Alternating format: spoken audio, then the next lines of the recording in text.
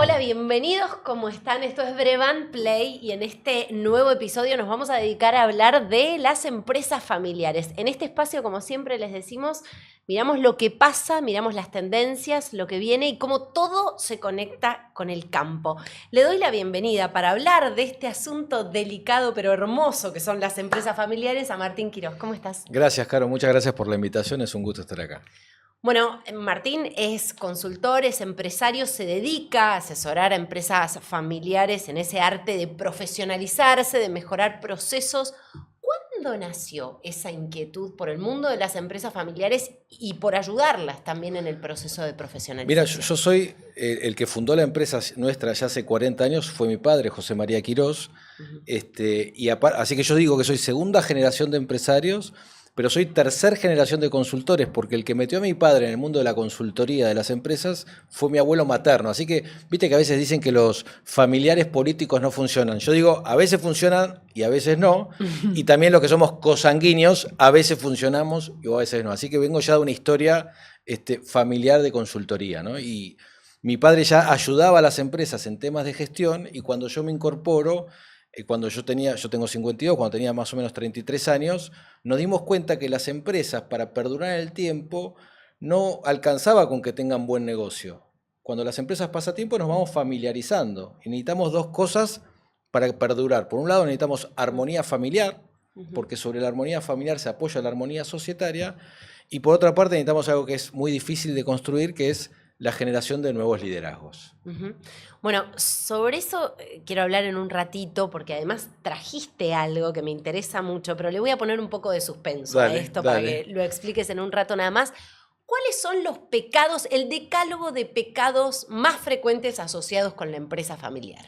Mira, sobre todo en las empresas familiares que tienen que ver con cualquier empresa familiar, pero con el campo tiene una gran ventaja, que tiene algo que todos vemos y apreciamos, que es la cultura del trabajo. Es decir, Ujú. a esta gente le gusta laburar y trabaja y se valora. Bueno, el que solamente esté la cultura del trabajo no es tan productivo, porque yo conozco muchas empresas que se dedican al campo, que trabajan mucho, que trabajan muy bien, pero que no ganan dinero. Entonces, digo, si no entendemos que el campo ya es una empresa, el proyecto que llevamos adelante, y no vemos los números de gestión, empieza a ser un problema porque trabajamos todos muchísimo y si no ganamos dinero, la empresa y el proyecto no continúan en el tiempo. Así que, por un lado, una de las cosas más importantes es cuidar la rentabilidad.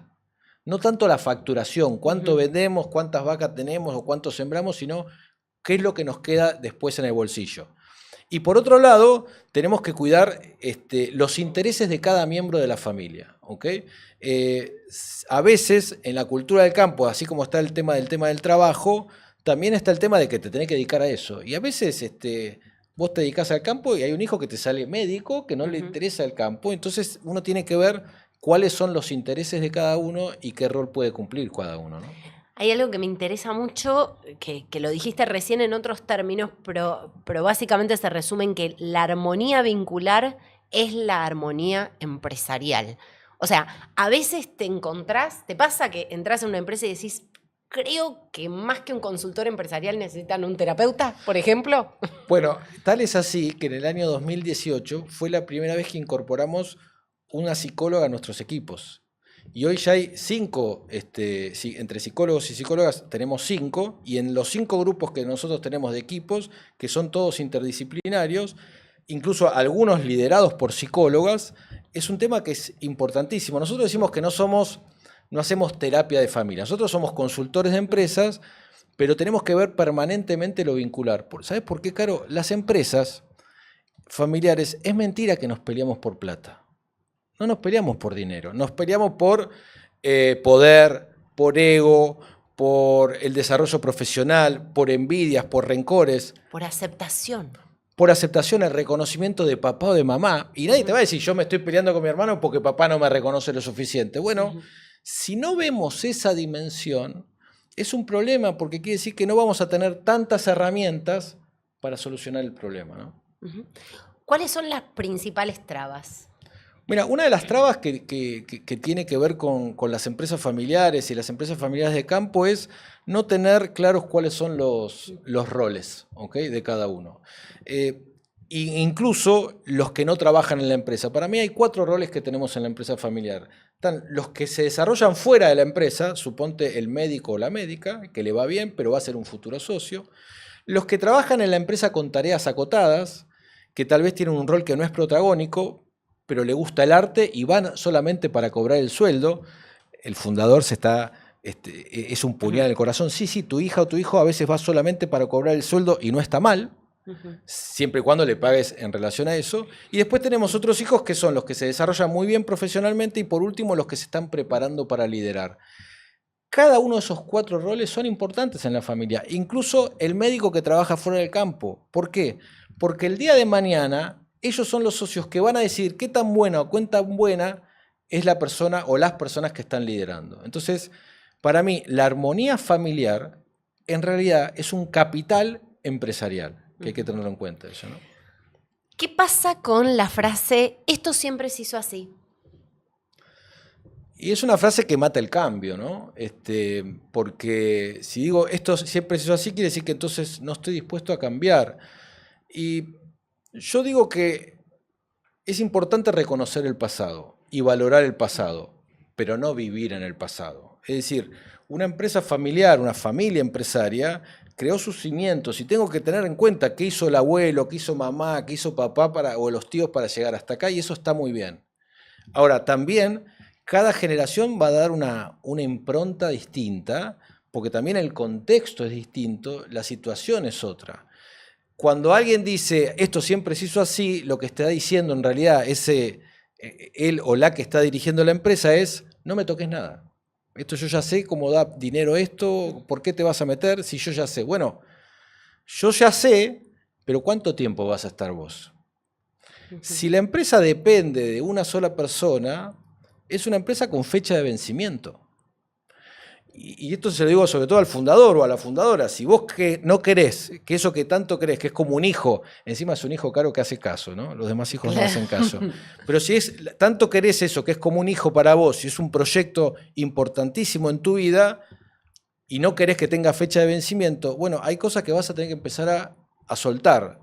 Y para mí es como cuando era chico, como veía Tarzán, ¿viste? La liana de Tarzán. Vos no podés soltar esa pasión y esa generación de adrenalina y de placer que es la empresa, si no tomás otros sueños nuevos que no tienen que ver con la empresa. Y eso es ser mejor empresario, mejor empresaria también, ¿no? ¿Qué lecciones del mundo corporativo puede tomar la empresa familiar del mundo, por ejemplo, del agro?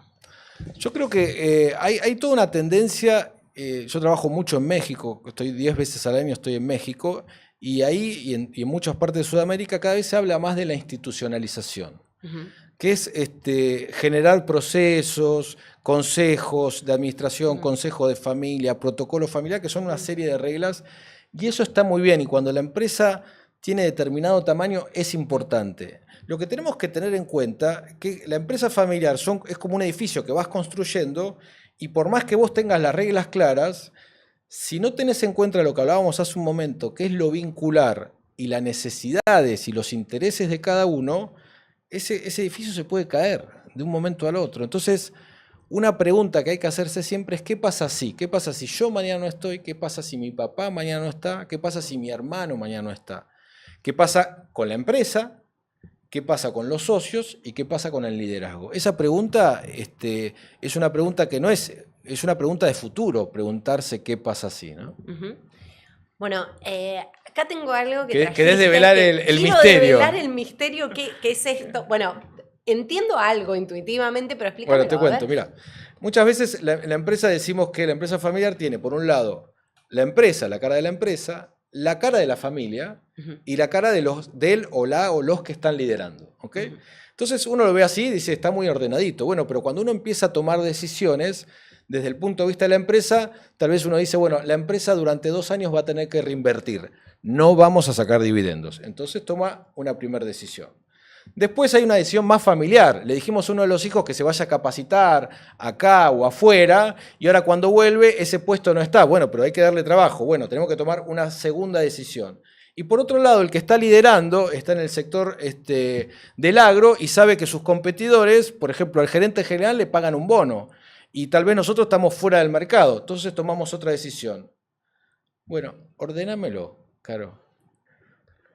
Me estás matando. Bueno, estás matando. Esto, bueno, puede fallar, ¿eh? Señores, puede fallar. No, imposible. Imposible, más lío hice todavía. Bueno, esa sensación de frustración que vos sentiste es la que siente una persona que está liderando una empresa familiar. Sí, claro. Que no entiende, que uno dice, bueno, pero estoy escuchando al experto de negocios, y estoy escuchando al experto en liderazgo, y estoy escuchando al experto en familia, pero cuando toma la decisión se me complica todo. Bueno, ese es el juego de la empresa familiar, es encontrar cuál es el movimiento que nos conviene a todos. Y siempre hay un movimiento que es bueno para todos. No es solamente pensar en la empresa, pero tampoco es solamente pensar en la familia, ¿no? ¿Sabes que alguien muy cercano a mí, y te lo decía un poco fuera del aire, así que lo voy a traer obviamente sin quemarla, sí, porque es alguien realmente muy cercano, se hizo cargo de la empresa familiar junto con su hermano después del fallecimiento de su papá. Sí. Y se encontró con que esto siempre se hizo así, no venía desde el liderazgo, porque el liderazgo ahora era ella, sino que venía desde la base, digamos. La cultura de esa empresa. La cultura de la empresa. Mucho estaba cimentado en el afecto a cómo eran las cosas que se habían hecho evidentemente muy bien para la construcción de esa empresa familiar, pero que ahora cambiaba el liderazgo. ¿Cómo hacer cuando toca asumir un liderazgo frente a una situación como esa, ¿no? Sí, vos cuando me contabas recién ese caso, me contabas que esto fue hace 5 años. Bueno, la buena noticia es que cuando un fundador o una fundadora se va muy temprano, antes de tiempo, porque algo complicado sucedió, es muy difícil que pueda subsistir esa empresa, ¿ok? Porque más allá que los hijos nos hayamos capacitado y demás, hay cosas que el fundador o la fundadora la maneja intuitivamente. Entonces, vos pensás que el fundador de una empresa o la fundadora maneja un camión con acoplado, un día de tormenta, en una ruta que está complicada, el limpiaparabrisas no le funciona bien, no tiene el velocímetro, no sabe cuánta nafta le queda y cómo lo maneja, bien. Porque nació adentro de ese camión. Vos le das ese camión a cualquiera, al más capacitado del mundo, y lo va a chocar. Entonces, lo que sí tenemos que entender es que cuando sucede esto que vos dijiste, el que ya hayan pasado 5 años es una muy buena noticia, porque dice que ellos están manejando de otra manera y con cambios ese camión y seguramente con indicadores que antes el fundador no los necesitaba. Y cada vez que le dicen, esto antes lo hacíamos así, lo que a mí me muestra, y decíselo a tu amiga, que está liderando y que está generando cambios. Horrible sería que tu amiga esté diciendo, y no sé qué hacer, porque uno de los empleados me dice una cosa y otro me dice tal otra. No, ella con su hermano están tomando decisiones, y lo que tal vez el consejo que le daría a alguien que está en esa situación, que a veces durante mucho tiempo sentimos como que estamos colados, como que en realidad estamos en un lugar que no nos pertenece. Bueno, ese lugar te pertenece porque estás liderando la empresa ya hace 5 años y es importante para la familia, para los empleados y la comunidad también donde está esa empresa, ¿no?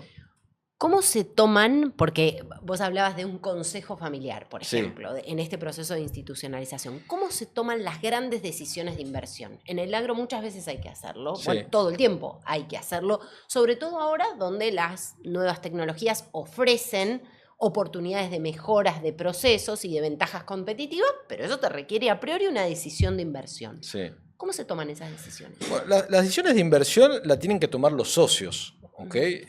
Porque hay una parte que es el negocio, que es los que están liderando pueden decir qué hacer respecto a cómo manejar el negocio, qué nuevos procesos, a qué nuevos mercados ir, qué cambios hacer, si cambiamos la gente, si nos asociamos con alguien. Ahora, cuando ya son decisiones de inversión, ahí afecta el patrimonio y la familia tiene que estar involucrada y hay que preparar a los hijos para ser socios. Así que aunque yo tenga un hijo que es médico y una hija que es artista plástica, bueno, ellos van a tener que tomar decisiones de inversión y hay que empezar a hacerlos. No es que todos van a opinar al principio, pero hay que prepararlos para eso. Porque a los hijos hay que prepararlos para ser socios, porque si no, el que está dirigiendo la empresa termina siendo lo que yo llamo algo que es mucho peor que un padre autoritario, que es el hermano dictador. El hermano dictador se cree dueño, pero no es dueño, tiene socios. Y si yo no cuido eso, en el futuro voy a tener problemas. Así que por eso es tan importante buscar consenso, ¿no? ¿Qué nuevos valores están primando en las nuevas generaciones de líderes? Mira, eso es interesante porque, ¿qué es lo que pasa? Yo digo que el techo de los padres es el piso de los hijos. Es decir, yo arranco a partir de hasta donde llegó mi padre y mis hijos arrancan hasta donde llegué yo. Eso no es solamente a nivel económico, sino es a nivel también educación y cómo me tomo el trabajo y qué espero del trabajo.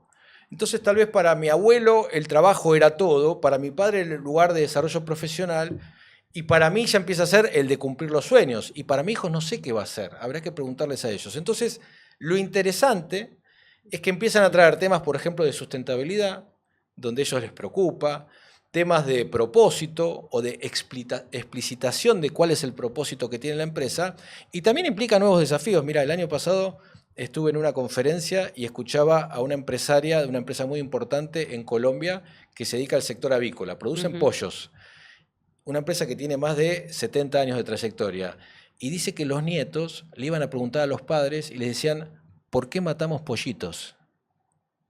Esos son los futuros socios. Bueno, digo, van a traer paradigmas nuevos que va a haber que prestarle atención, porque aparte, los clientes que vamos a tener en el futuro también van a tener esos paradigmas, entonces me parece que es interesante escucharlos, ¿no? Hay un valor que también es un valor muy de época, que es calidad de vida, ¿no? Como, Sí. como en otras generaciones estaba el valor de lo sacrificial, el Sí. sacrificio como virtud, digamos, Sí. y como bandera. Hay un valor ahora que es la calidad de vida. ¿Cómo se separa en esto de congeniar la armonía Sí. empresarial con la armonía vincular? ¿Cómo se separa la mesa del domingo de la reunión de directorio? Mira, a veces es difícil separarla. Yo digo que cada uno de nosotros tiene un poder en la empresa familiar y que es interesante porque no tiene jerarquías. Es decir, yo en la mesa del domingo puedo empezar a discutir algo con mi hermano del trabajo, el nivel de voz empieza a subir, te das cuenta que hay quilombo porque los pibes empiezan a ir, de repente se van del medio, no están más los chicos, y yo termino diciéndole a mi hermano algo como, bueno, toma la decisión que quieras, seguramente vos sabés mucho de esto. Y para alguien que dijo, uy, tal vez fue agresivo, no fui agresivo. Para mí, para mi hermano es todo. Se le suelta la cadena y arruinamos el domingo. Todos tenemos ese poder. Pero también tenemos el poder de a ese hermano que logró algo en la compañía, en la empresa, que nadie se lo reconoció y que para él es muy importante, yo puedo buscar el momento y el lugar adecuado para hacerle un reconocimiento de eso, de tal manera que a mi hermano le brillen los ojos. Porque sé también dónde tocarlo.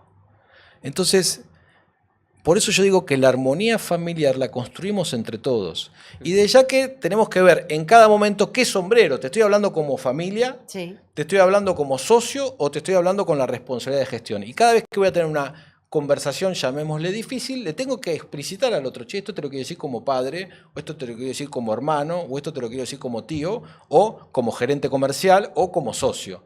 Entonces, yo ya le estoy contando al otro desde dónde se lo estoy diciendo, porque si no, se mezcla todo y es problemático.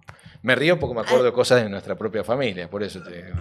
Hablando de recordar cosas, obviamente sin dar demasiados detalles sobre Sí. el caso para no identificarlo, pero ¿alguna vez llegaste y dijiste, yo con esto no puedo? ¿O tienen Sí. que vender? ¿Es momento de vender? Sí, a veces la única solución es separarse. En el sector agrícola a veces no es tan fácil porque separar una empresa significa que empieza a ser improductiva porque no la podés partir al medio y no es tan sencillo. Pero incluso fíjate esto, aunque la decisión sea y la mejor alternativa a veces sea separarse, por ejemplo que dos hermanos se separen, yo necesito construir acuerdos, porque esto es como un divorcio. Cualquier divorcio tiene dolor y tiene costo. Eso cualquier divorcio lo tiene. Ahora, también todos conocemos a gente cercana, amigos o familiares, que no solamente se divorciaron, sino que terminaron una guerra. Y vos te das cuenta que están perdiendo todos, que nadie gana. Entonces, incluso en la decisión de separarnos, tenemos que generar acuerdos y tenemos que cuidar el vínculo. ¿Está bien? Porque más allá que hay heridas que tardan en cerrar, bueno, el tiempo ayuda, pero siempre y cuando yo haya hecho en cada momento lo correcto. ¿Qué sería hacer lo correcto, Carolina? Y sería que si estoy peleado con mi hermano y se va a casar mi hijo, a mi hermano lo tengo que invitar al casamiento de mi hijo. No, pero estoy peleado, me hizo tal cosa. Sí, pero vos tenés que hacer lo correcto. Después, si tu hermano no viene, es una decisión de tu hermano. Y la forma, yo creo que de darnos cuenta cuando en lo familiar estamos haciendo lo correcto o no, es preguntarnos, vos que tenés una hija o hijo es. Hijo, Vicente. Un hijo, Vicente, de 6 meses, tenés que yo me preguntaría, si dentro de 20 años mi hijo Vicente me pregunta, mamá, ¿por qué hiciste esto? Yo quiero tener la conciencia tranquila de que hice lo correcto y que mi hijo o mi hija no me va a cuestionar y me va a entender. Entonces, eso significa hacer lo correcto, ¿no? Que cuesta, ¿eh? Una cosa es decirlo, pero cuesta, sobre todo cuando estamos enojados, cuesta. Uh-huh. Bueno, esto es un espacio especial para fundadores. Has tenido muchos momentos directos de hablarle a los fundadores de las empresas, o a quienes están liderando ahora las empresas. ¿Cómo se piensa y se planifica una sucesión sana? Hay una serie, por cierto, al respecto, Succession. Véanla. Es todo lo que no es una sucesión sana. Pero ¿cómo se planifica? Mira, nosotros siempre habíamos hablado de sucesión y ahora ya no hablamos más de sucesión, hablamos de transición. ¿Por qué? La expectativa de vida ahora es mucho más alta, la gente hace ejercicio, los medicamentos y demás, y de repente tenés gente de 70, 80 años que está con mucha vitalidad y no necesariamente se va a tener que salir, sino que va a haber una transición y una convivencia. Lo importante es que yo lo que digo es, cuando hay hijos que les interesa el negocio y levantan la mano y dicen, a mí me interesa, el que está dirigiendo la empresa, que lleva una mochila muy pesada, no es que se saca la mochila, pero la siente un poquito más liviana. Entonces lo primero que te digo es, si tu hijo levantó la mano, cuídalo. No le hagas la vida imposible de que tiene que pagar derecho de piso. Pará, ¿a vos te interesa que lidere? Sí. Entonces, hacerle la vida lo más fácil posible. Y lo otro, yendo al ejemplo del camión, ¿ok? Tenemos que buscar que los hijos que les interesa progresar y liderar dentro del negocio, que tengan espacios profesionales donde ellos trabajen con autonomía y que puedan tomar sus propias decisiones. Que primero el sector va a ser algo muy chiquitito, que si algo sale mal, no pasa nada. Sería darle un auto chiquitito en una calle de tierra. Si choca, va a chocar con un árbol y va a tener un chichón y no pasa nada. Y es parte del aprendizaje, es tratar de reconstruir la historia que tuvo ese fundador, esa fundadora, no de conocer todo al detalle, pero sí de que sean pragmáticos. Mirá, algo que tienen admirable los fundadores es que son pragmáticos. No piensan cuando piensan en términos de la empresa, no piensan en lo justo, piensan en lo que conviene. Cuando los hijos, que somos segunda o tercera generación, empezamos a pensar no en lo justo, sino en lo conveniente, ahí empezamos a mostrar que somos empresarios. Te doy un ejemplo. Cualquier empresario o empresaria tiene hoy un empleado que no le gusta, que lo quiere sacar hace un año, que todos los meses dice lo voy a sacar y que por alguna razón no lo termina sacando. ¿Por qué? Porque maneja el cliente más importante, porque maneja el sistema, porque los proveedores lo conocen y con eso cobra bien. Bueno, yo no estoy pensando, entonces lo justo sería desde el punto de vista empresarial, lo tengo que sacar. Sí, pero hoy no me conviene. Entonces, bueno, es tragarse sapos. Es saber cuándo decir, esto me lo tengo que comer y tengo que pensar en qué conviene. Así que cuando los hijos empezamos a pensar en lo conveniente, es porque estamos siendo más pragmáticos y porque podemos ser realmente futuros líderes. Sí. Y además estoy pensando, una vez que se soltó el liderazgo, se soltó, ¿no? Porque también a veces se dan estas dinámicas donde hay una segunda o tercera generación que asume un liderazgo, pero después hay una estructura que por detrás habla con quien asumía el liderazgo y busca validación para invalidar una decisión. Digo, todas esas dinámicas que se recontradan son dinámicas que obturan mucho. Totalmente. Que esa sucesión sea sana, bueno, ¿no? Lo que vos estás diciendo es cuando hay contraindicaciones, cuando van por atrás y le dicen, no, mi hijo hizo tal cosa, decidió tal cosa, pero bueno, yo le voy a decir al empleado que mejor esto, en vez de ponerlo así, que lo ponga así porque da más resultado, tal vez ganó algo, un 0,01% de resultado ganó la compañía, la empresa. Pero lo que hizo fue en ese momento es destruir un futuro liderazgo. Porque le dice, al final, ¿para qué estoy haciendo esto? Si él se va a seguir metiendo. Entonces, por eso es tan importante que haya acuerdos y que los fundadores o fundadoras no van a soltar de un día para el otro, van a soltar de a poco. Y esto sí se lo digo a los hijos. Los hijos nos tenemos que meter a los codazos, aunque papá o mamá digan, no quieren soltar. Yo creo que hay una pregunta que todo hijo en una empresa familiar se tiene que hacer. Y la pregunta es, ¿estoy acá porque quiero? Si la respuesta es no, te tenés que ir. Ahora, si la respuesta es sí, no te quejes más de papá, de mamá, estas son las reglas del juego, te tenés que meter a los codazos y eso va a haber conflicto y va a haber choque y es lo que la empresa necesita. Aún con fricción. Sí, porque, a ver, los hijos dóciles no son futuros líderes. Cuando vos hablas con un tipo que tiene 35, ya 40 años, que admira mucho al papá, que el papá te dice no tenemos ni un sí ni un no, y a mí me preocupa, porque ese tipo el día de mañana va a tener que dirigir la empresa. Y le preguntás, che, cuando echás a alguien, vos sos el gerente de administración, si tenés que echar a alguien o tomar a alguien, y no, a nosotros nos gusta que papá lo entreviste. Bueno, me estás diciendo entonces que no estás manejando la cosa. Y necesito que ese hijo maneje el volante, aunque sea de un sector acotado, porque también eso va a contribuir a su propia autoestima. Si no, siempre se sienten inseguros. Me explico en las decisiones que toman. Te voy a hacer la pregunta final que les hacemos a todos Dale. los invitados acá en Brevant Play. ¿Qué aprendizaje cosechaste en tu vida personal y profesional que te gustaría sembrar para la gente del agro que nos sigue? No, a mí me parece que un poco lo que decía al principio, desde ya que la cultura del trabajo es algo importante, pero lo que es más importante que nada es, si el negocio está funcionando, es que cuidemos los vínculos, ¿ok? Cuando alguien está cuidando los vínculos familiares, está cuidando también la empresa. Y seguramente hay alguna persona que parece escondida, que no conoce tanto del negocio y que no parece tan relevante, que nosotros le llamamos, son las personas que tienen el rol puente, que no necesariamente trabajan en la empresa, pero son las que tienen confianza y generan empatía con sus hermanos, con sus primos, y a esas personas hay que valorarlas, hay que ponerlas cada vez más alto, porque están contribuyendo a esa armonía familiar, que es la que sostiene la armonía societaria. Así que cuidemos a esas personas, por favor. Martín Quirós, muchísimas gracias por estar con nosotros y gracias a ustedes por quedarse hasta el final. Recuerden darle like si les gustó, como a mí muchísimo conversar con Martín. Recuerden también suscribirse al canal de Brevant y activar la campanita para recibir notificaciones de los próximos episodios. Soy Caro Moroso, nos vemos muy pronto.